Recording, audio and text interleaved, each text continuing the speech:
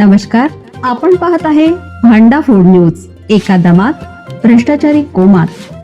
Social media, कर्जबाजारी, गुन्हेगारी, सट्टेबाजी, चोरी, मटका, जुगार, दारू, सावकारशाही, न्यायाच्या प्रतीक्षेत प्रशासन. भांडा फूड न्यूज. एका दमात भ्रष्टाचारी कोमात. Nashik Pune semi high speed railway मूळ मार्गानेच करा. समृद्धीवर चक्काजाम, आंदोलक पोलीस आमने सामने. Nashik Pune high speed railway प्रकल्प मूळ मार्गानेच करावा या मागणीसाठी जिल्ह्यात अनेक ठिकाणी आंदोलनं सुरू आहेत.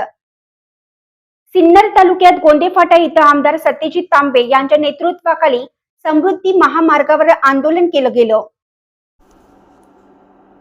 सिन्नर येथे आंदोलनस्थळी मंत्री गिरीश महाजन यांनी थेट सत्यजित तांबे यांना फोन केला. यावेळी सत्यजित तांबे यांनी 3 प्रमुख मागण्या लावून धरल्या. या ज्येष्ठ शास्त्रज्ञ डॉ. अनिल काकोडकर यांच्या अध्यक्षस्थानी नेमलेल्या तज्ज्ञ समितीला कोणत्याही परिस्थितीत मुदतवाढ न देता 60 दिवसात अंतिम अहवाल आला पाहिजे. समितीने फक्त तांत्रिक मुद्दे न तपासता, फक्त नफा तोट्याचे गणित न मांडता जनभावनेचा विचार केला पाहिजे. समितीने तालुक्यात आणि गावागावात येऊन जनसुनवाई, ग्रामसभा घेऊन जनभावना समजून घेतली पाहिजे. या 3ही मागण्या आम्हाला प्रशासनाकडून लेखी हव्यात, अशी ठाम भूमिका आंदोलकांनी घेतली.